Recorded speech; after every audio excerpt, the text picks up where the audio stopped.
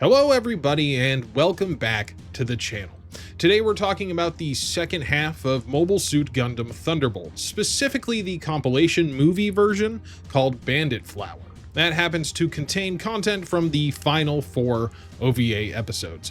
The film was released in November 2017, and once again follows both Fleming and Daryl Lorenz as they deal with a faction called the South Seas Alliance. While I really enjoyed the first movie, December Sky, I have to say I'm actually a little bit more excited to watch Bandit Flower because Federation prototypes and Zeon remnants fighting against a crazed Buddhist cult sounds like some awesome bullshit, so sign me up. Also, hey, I want to let everyone know that this video, about half of it is filmed with this new microphone because my old one broke right in the middle of me working on it.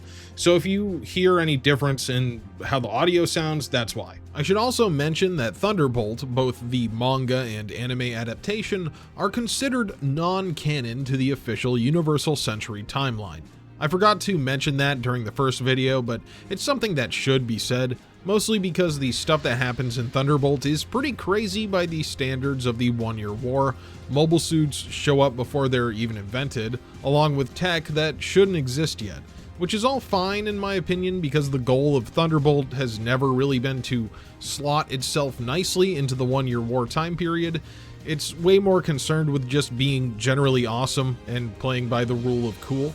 The author of the manga, Yasuo Otagaki, has basically said that he was given free rein to do whatever he wanted with Thunderbolt, so if canon is something that really matters to you when consuming the Gundam franchise, just know that this series does contradict some things. So anyway, let's go ahead and get into Mobile Suit Gundam Thunderbolt Bandit Flower.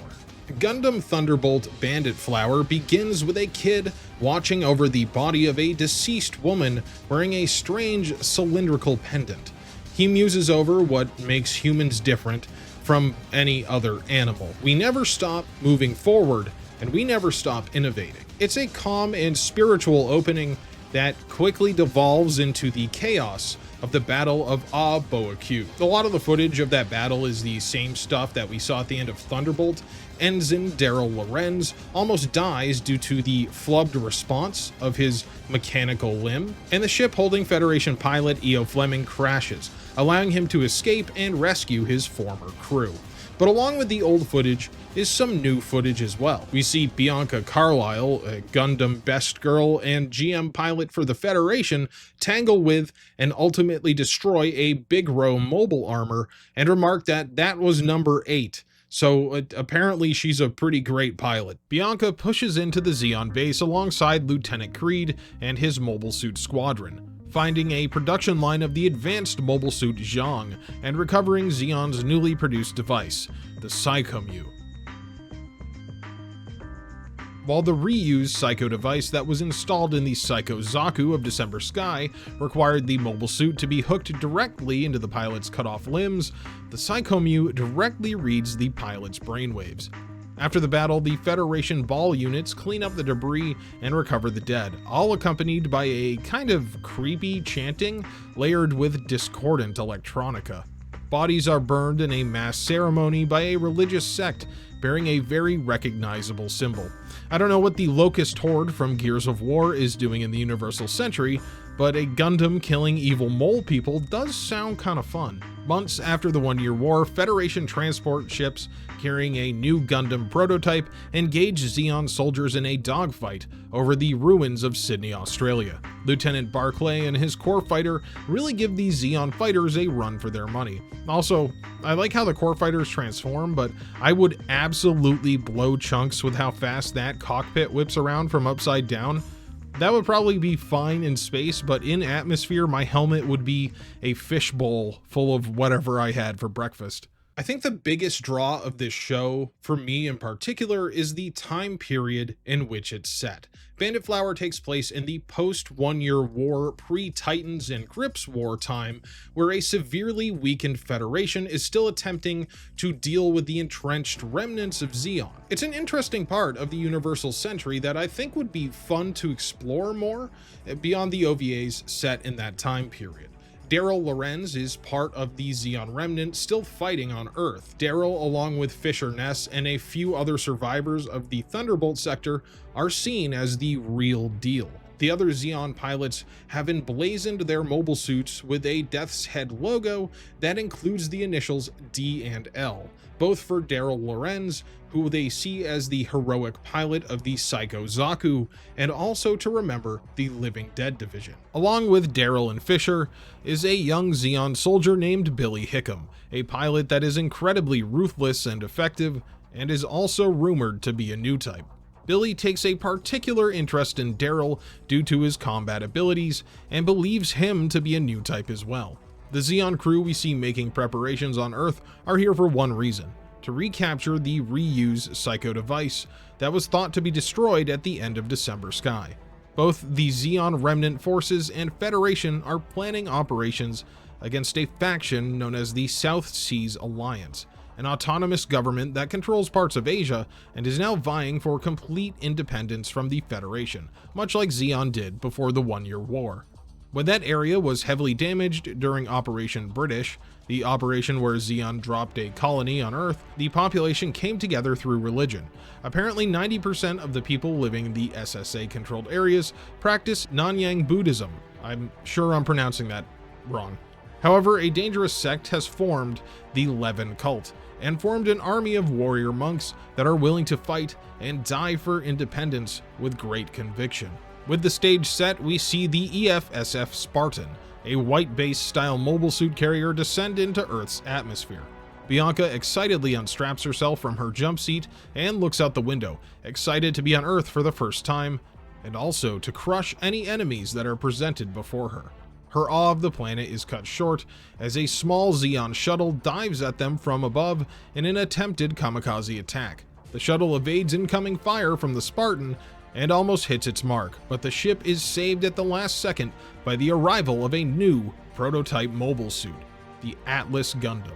The Atlas Gundam is a really sleek design and is almost like the polar opposite of the full armor Gundam from December Sky. While the full armor was bulky with mounted weapons and almost looks like a proto Double Zeta, the Atlas is slim and simple. But being sleek doesn't mean the Atlas isn't versatile. The Atlas is a heavy hitter with its portable railgun, even if it does seem to overheat and break with relatively little use.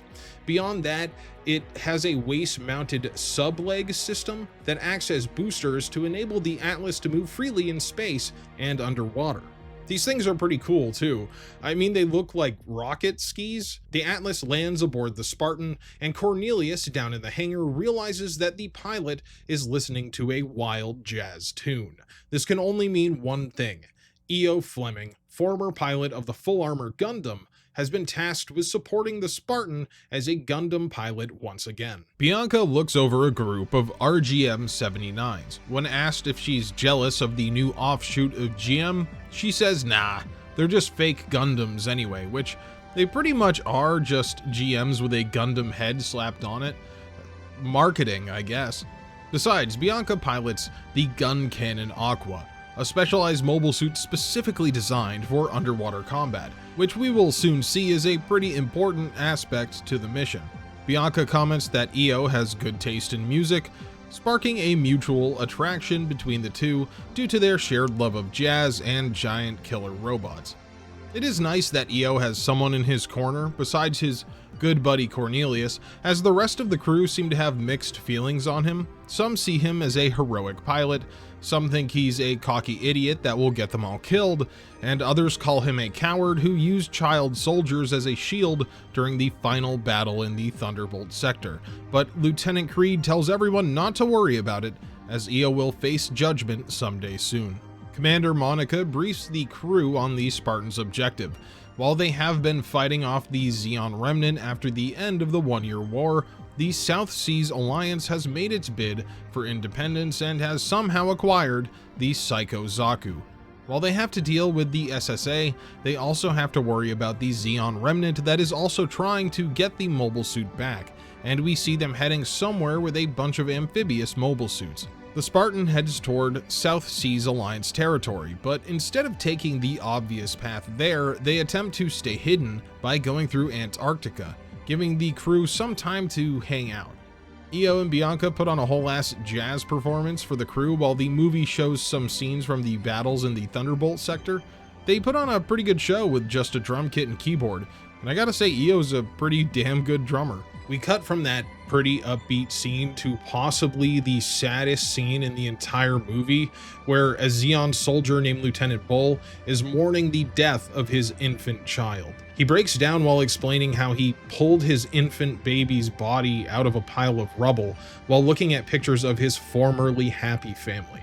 It's kind of weird to see someone in Gundam have a touchscreen cell phone, though. Also, he is really good service for being on a submarine. I'll also bring up the fact that this soldier belonging to the Zeon Remnant bears a South Seas Alliance tattoo, which was kind of confusing on my first watch. I just assumed this sub belonged to the SSA for a bit, but it just appears that this particular guy has taken up Nanyang Buddhism. It might be to show that he's taken up religion to cope with his loss after the war, but it definitely muddied the waters in my own mind about who's who. It doesn't help that the movie has pretty frenetic pacing.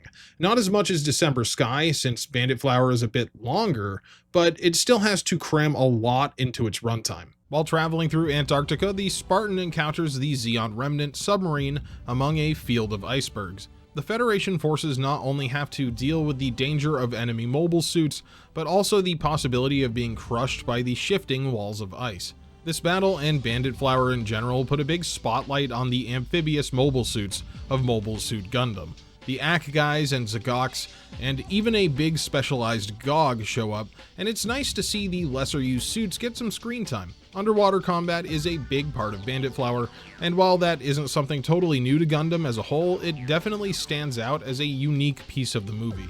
Bianca and her gun cannon Aqua quickly launch to take on the Zeon Remnant, stabbing the GOG with her beam saber. It recovers and covers the Zeon sub's retreat into deeper waters. They take their fight to the top of the ice, along with scenes of the Federation suits engaging the Zeon Remnant, or just straight up being crushed by ice. The Aqua and GOG end up grappling, and Bianca is able to blast the Zeon suit off of her, but it ends with both of them being heavily damaged. Both pilots exit their mecha, with Bianca grabbing her rifle and taking aim at the fleeing Zeon soldier.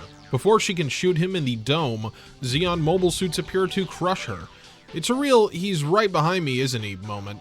But just as the suits are about to kill her, they blow apart in an earth-shattering kaboom, an express delivery death from the Atlas Gundam and its long-range rifle. Zeon Zagoks attempt to hold the Gundam down with huge chains made of Luna titanium, also known as Gundarium alloy, as it is the substance that the Gundams are constructed with, along with some of the other suits. When Io realizes that he can't snap his bonds, he instead uses the Gundam's immense power to fly around the battlefield and drag the Zeon suits along with him. We get to see some of the Atlas's unique weapons as Io fires projectiles that are filled with an expanding and hardening foam called the Arrows of Medusa. This allows him to destroy most of the Zeon suits and chase the final remaining one back underwater. I love how this battle shows how versatile the Atlas's subleg system is.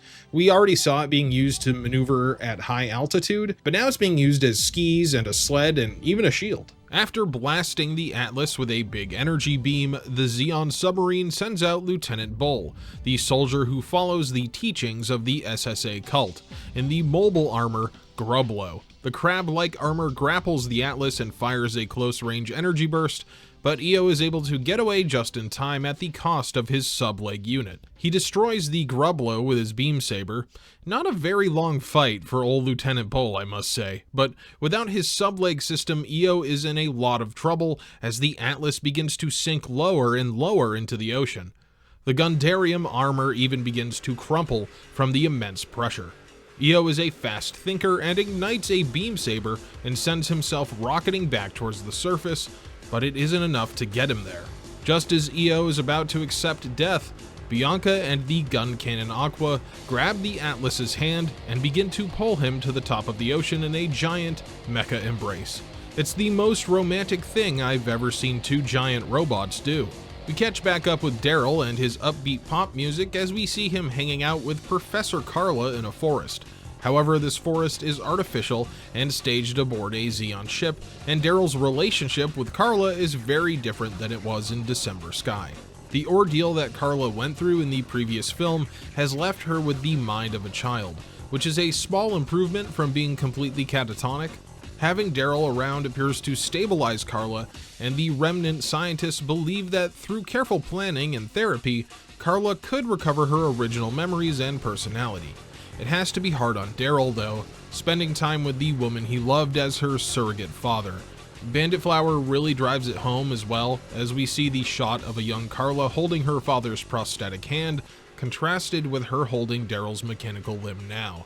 But Daryl's mission isn't just to help recover Carla to her former self. He and his team have been tasked with recovering a Zeon spy who has infiltrated the South Seas Alliance, and they've been equipped with the amphibious AQ guys to help undertake the mission. As Daryl's team moves into SSA territory using a river to cover their tracks, we get to see just how religious the South Seas Alliance citizens are.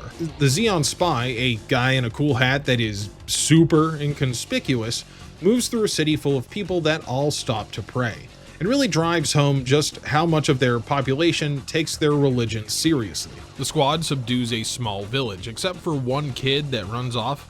Billy suggests just killing a child as a solution, which even the other Zeon soldiers think is too far.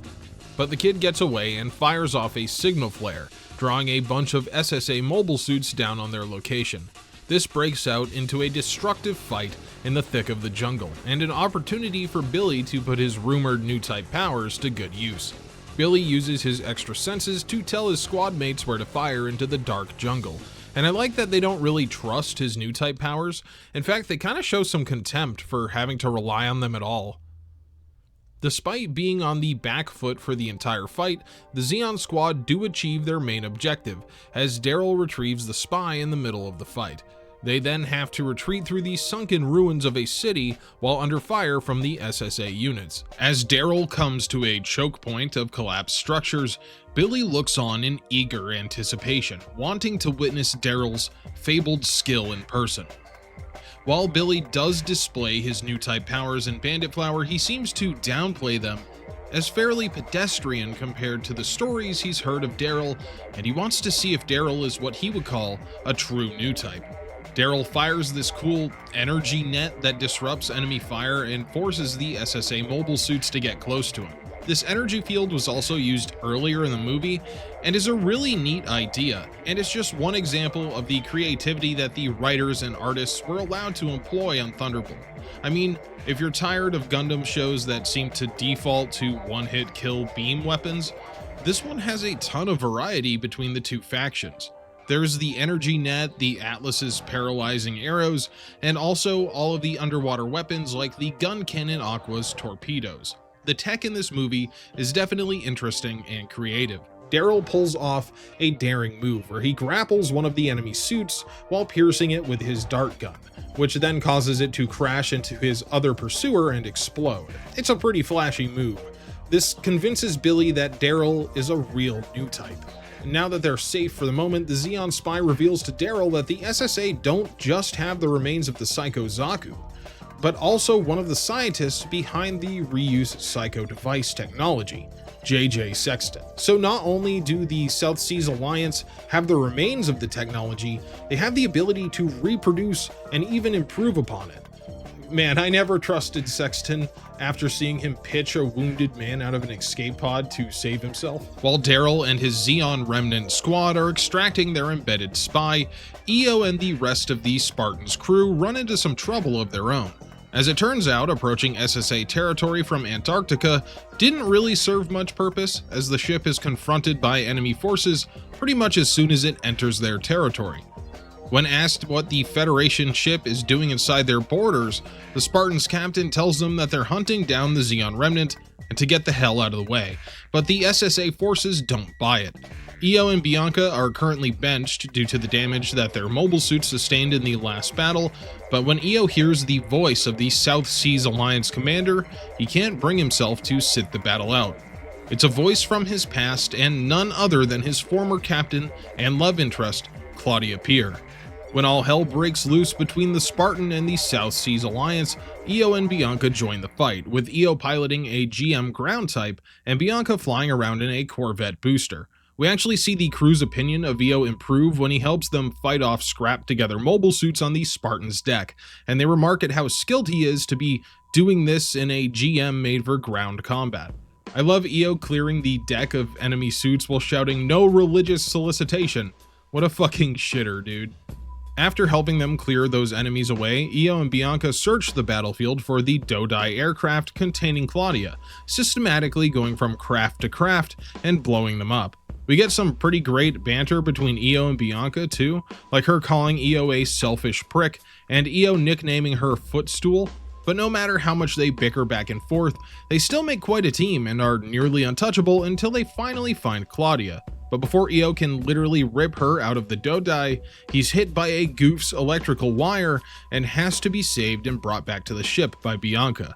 During the aerial battle, SSA monks board the Spartan, and while initially the crew think that they're trying to take over the ship, they actually have a different objective: handing off a mysterious pouch to an SSA spy on board the ship. Commander Monica explains that she knew Claudia had joined the SSA, and specifically requested Io to pilot the Atlas Gundam in order to try and break her. She also reveals that the pendant that she wears is actually an incense dispenser, a memento that she would give to children that were able to actually leave the facility that she ran. Yes, the kindly old grandmother like Monica actually ran a Federation new type research facility during the war that experimented on children. She explains that one of the kids under her care, named Levan Fu, was allowed to leave the facility because he supposedly only had 1 year to live due to all the experiments on his brain. However, Fu lived and founded his cult using his new type powers of mind control, which he uses to control his followers. The final scene shows us Levan Fu, the bald kid that we saw at the beginning of the film, now all grown up and worshipping with his followers in front of the Psycho Zaku. And that is all there is for Mobile Suit Gundam Thunderbolt Bandit Flower. I personally think that this film is the weaker of the two Thunderbolt films, even though I thoroughly enjoyed watching it. December Sky has the benefit of telling a complete story, but Bandit Flower is a movie full of setup for a third entry that just doesn't exist. Imagine watching Empire Strikes Back and then having no follow-up. In this case, you can at least go read the manga, and if the goal of the Thunderbolt ONAs was to get more eyes on that, then I would say they do a pretty good job. At the very least, Bandit Flower's action is top-notch, and even better in some spots than the first film in my opinion.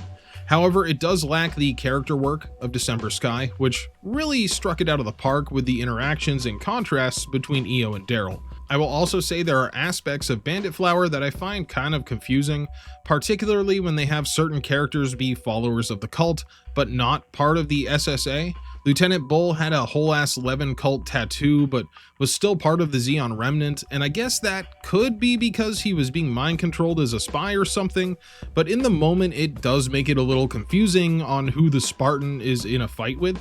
Anyway, I do think that Bandit Flower is worth a watch for the action and music, and there is the possibility that they release a third part in the future, and my criticism becomes a moot point. I would recommend you watch it, but just know going into it that you're going to have to pick up the Thunderbolt manga to get any sort of ending. Thank you for watching, and I'll see you all again very soon. Hello everybody and welcome to today's end card. As always, let me start off today by thanking my channel members, aka Batosai, Azure, Windress, Brian Sanchez, Chris Goodnow, Daniel Johnson, Dane O'Connor, Good Apollo, Grim07, Harmonious, Jason Carpenter, Jessica Solberg, Jay Lamb, Joe Castellanos, Joe Cavazos, Johnny G, Canto 20, McLean Nugent, Mackenzie Cunning, MB, Michael Lewis, Rother the Paladin, Sin Ryuki, The Crawl, Trey Hardy, The Twisted Mentat, Video Gamer 75, Zappa Slave, and Zach Jones. Thank you all so much for your continued support on the channel. It means the world to me. I know I say it every time, but just, thinking that there are people willing to give me money for these videos I upload. Always blows my mind. It really does, sincerely. Thank you very much. Also, thank you everybody for putting up with the fact that I had to change microphones in the middle of recording this video, essentially. If you're interested, my old microphone was a Blue Yeti Pro.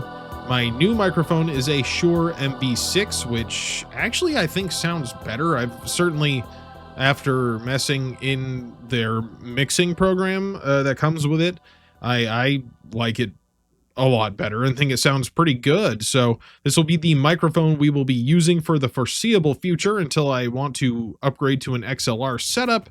But yeah, unless you're an audiophile, that probably isn't super important to you. As far as Gundam Thunderbolt goes, I'm glad I finally got to take a look at these two movies. They're both really enjoyable. Like I said, I like December Sky first, but this one also very, very good. I could definitely see myself just popping this on again and watching it now that I'm a little bit less confused about what's going on. I did have to watch a couple scenes a few times to like kind of see what side characters were on and things like that. So, but overall, I did really enjoy it. What is going on the channel now? Well, I think the next big retrospective video coming up is going to be Code Geass R2 at some time in March. And then I actually, the next Gundam video is going to be Gundam Build Divers, which I'm excited to check out because I've heard that people don't like it. And I'm always like, what don't you like about it? I find that interesting to look up. So I'm interested in seeing that play out. Anyway, let me go ahead and tell you what's going on over on the gaming channel. I've been in kind of a Star Warsy mood. So I've been playing Star Wars Battlefront 2, the 2017-2018 one, just the single player, because I've never played through that. And then also we're still making our way through Legend of Dragoon, which has just been a nice treat. So if you want to further support me, you can head over to the gaming channel and give that a follow. It is just, I should just call it a Let's Play channel because that's what it is. Anyway, I'm also thinking about doing another gaming video on this channel because it's been quite a while since I've done a gaming video, but I don't actually know what the whole subject will be yet. So it could be anything. Maybe I'll take a look at Armored Core finally, even though I'm terrible at those games, but now I'm just rambling. So anyway, thank you guys. I hope you enjoyed today's video, and I will see you again real soon. Have a good night.